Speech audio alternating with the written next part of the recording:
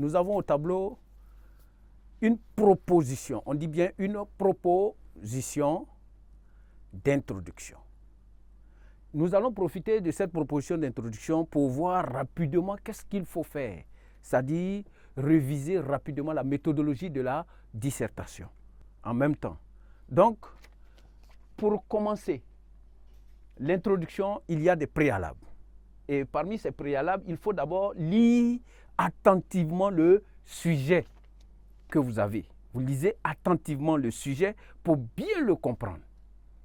Et pour bien le comprendre, il s'agira de relever les termes clés. Il y a des termes clés dans tout sujet.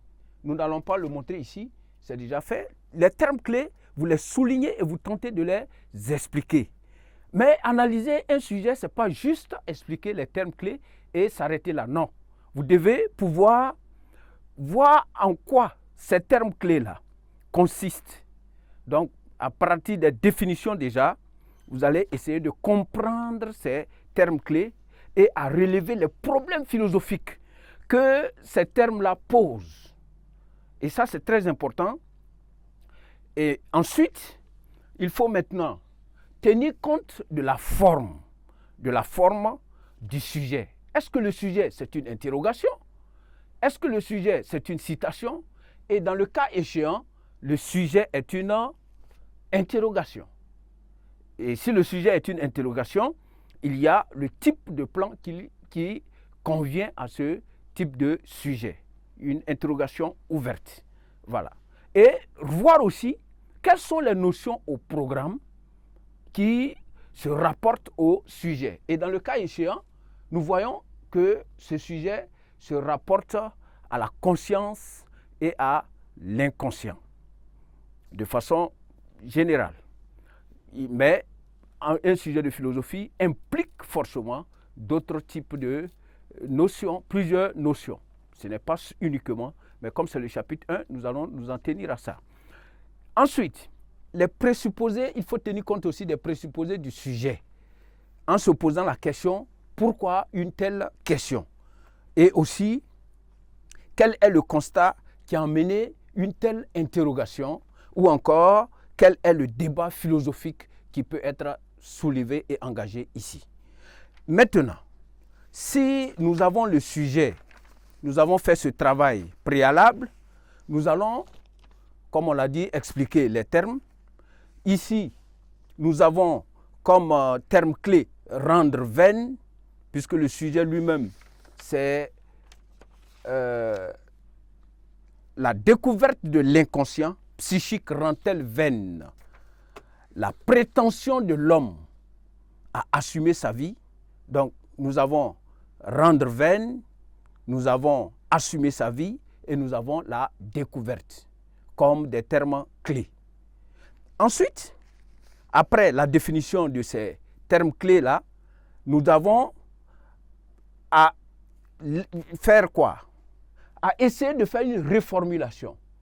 Et quand nous prenons notre introduction, nous avons fait la reformulation qui est à l'intérieur de l'introduction. Nous allons y revenir. Donc, il faut faire une reformulation pour mieux, et cette reformulation nous permet de mieux comprendre le sujet lui-même. Cette reformulation nous permet, et pour mieux comprendre le sujet, il faut tenir compte aussi des définitions. Pas seulement des définitions, mais il faut en tenir compte pour mieux reformuler et comprendre le sujet. Et cette compréhension nous permet aussi de poser notre problème. Et à l'issue de la position du problème, il faut maintenant dégager la problématique. Dans le cas échéant, nous avons le problème que nous allons soulever tout de suite et il faut par la suite donner la problématique. Et à l'issue de la problématique, il faut annoncer le plan.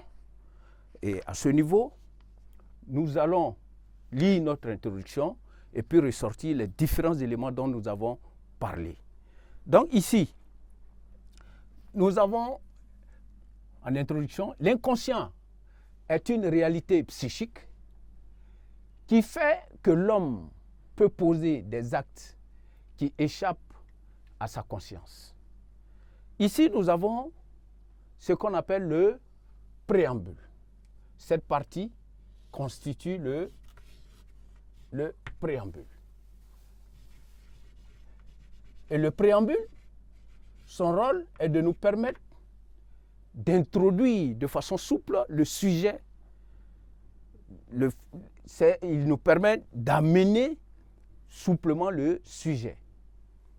Et ici, à la suite de l'introduction du préambule, d'abord, soulignons que le préambule peut se faire de plusieurs manières. On peut partir de quoi? On peut partir des définitions, des différentes définitions, et c'est ce que nous avons fait ici. On peut partir de l'histoire de la philosophie, on peut partir d'un fait, etc.